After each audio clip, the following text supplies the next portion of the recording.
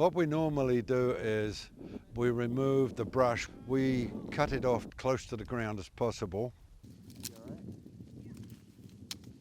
And then we put a herbicide on that stump, which is a pretty innocuous herbicide. Mostly we use a herbicide called Garlon. And we use a Garlon 3A in the summer, which is mixed with water. And then because that wouldn't work in the winter, we use Garlon 4 in the winter, which is mixed with vegetable oil. We'll make sure it gets sprayed so that it doesn't grow back, otherwise we'll be back here doing the same thing over again. What it does is it gets absorbed into the stump and it goes down into the root system, and it prevents that root system from being able to digest food. So effectively it starves itself to death. Now if you don't do that, it will come back again, because you end up with a very, very substantial root system with no foliage for photosynthesis.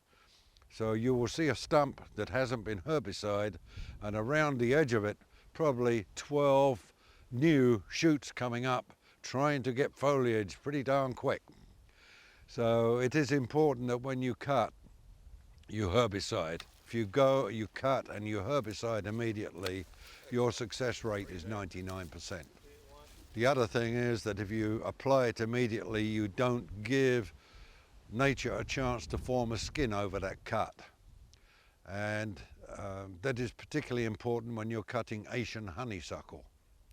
It seems to be that they say there is no known 100% effective herbicide for honeysuckle. And I said, well, you know, my experience is that if you cut it and herbicide it immediately, your success rate is well over 90%. Well, we'll try it. So they tried it, and Al, you're right. This is what we do. We clear out the alien species. I'll split the crew into three, one to cut, one to squirt, and one to carry. And I say carry, we carry it off to a place where we are going to burn that which we've cut. It's important that you select the right place for that, because an intense fire is going to sterilize the ground. Every time we have a fire out on the nature preserve, preferably we do it when there is snow on the ground. That way there is no possibility of setting the nature preserve on fire. Keep them coming.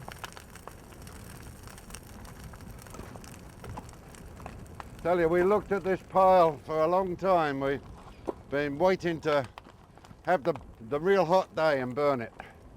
This will be burning for a long time, but it is so hot that it will sterilize the ground underneath it. So nothing is going to grow on that patch of ground for at least 3 years.